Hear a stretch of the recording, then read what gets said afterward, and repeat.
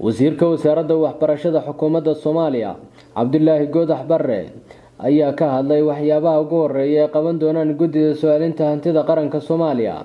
Wasiir Goodax oo sidoo kale gudoomiyaha guddidaasi u magacaabay dhawaan ra'iisul wasaaraha xukuumadda Soomaaliya ayaa sheegay hantida ay soo celinayaan inaanay ku ekayn Muqdisho oo kaliya balse ay ku jiraan gobolada Soomaaliya oo dhan iyo sidoo kale Somaliland.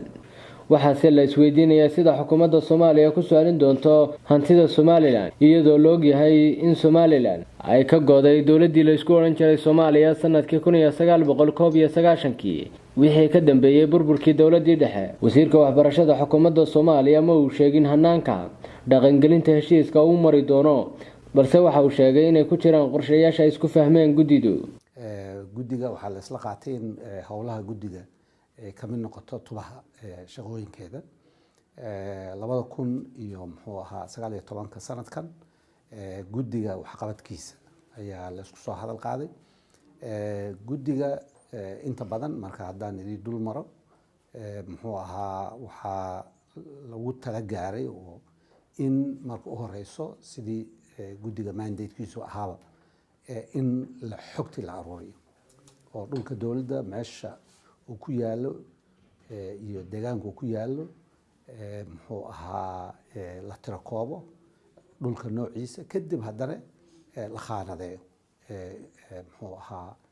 xogtaas oo la ogaado khaanado badan la kala geliyo si khaanad walbaba markaas siyaasad iyo istaraatiijiyo dhulkaas dowladda kuwa maqan kusoo noqdaan. waxaa la isla gaaray in wasaarad walba loo soo bandhigo inay ugu yaraan 3 hanti aan cidna haysan inay gacanta ku soo celiyaan iyo ugu yaraan 2 la haysto inay soo celiyaan kana shaqaysiiyaan.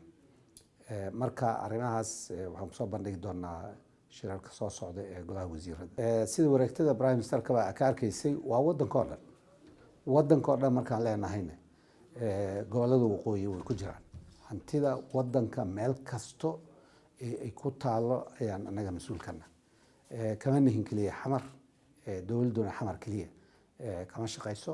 marka waa waddanko idil warkaa hore noo soo gaaray waa war iska maran habaabina oo la raba in mataqaanaa inta badan dadka hantida haysta ayaa suuqa geliya xaar keliya laga rabaa iyo wax noocaas.